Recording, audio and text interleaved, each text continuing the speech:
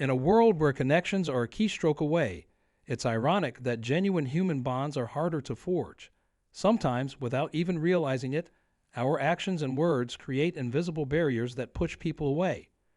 This script delves into the subtle yet profound signs that you might be doing just that, and offers insights into how you can reverse the tide and draw people back into your life.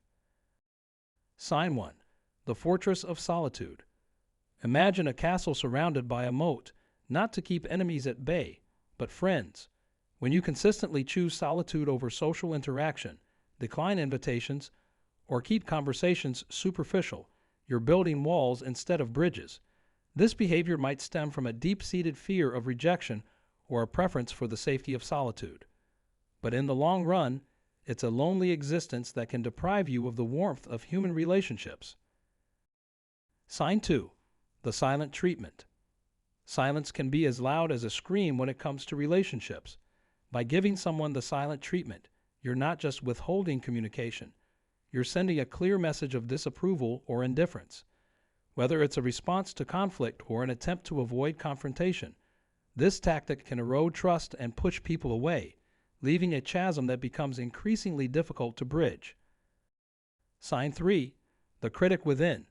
Criticism, when constructive, can be a tool for growth. However, when it becomes a constant in your interactions, it can feel like an assault. If you find yourself frequently pointing out flaws in others, ask yourself if it's a defense mechanism. Are you projecting your insecurities onto others? This relentless negativity can make people feel undervalued and drive them away, seeking positivity elsewhere. Sign 4. Emotional walls. Emotions are the language of the soul, and when you refuse to speak it, you're denying others access to your true self.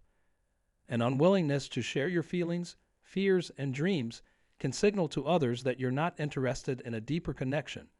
These emotional walls might protect you from vulnerability, but they also prevent the formation of strong, meaningful bonds.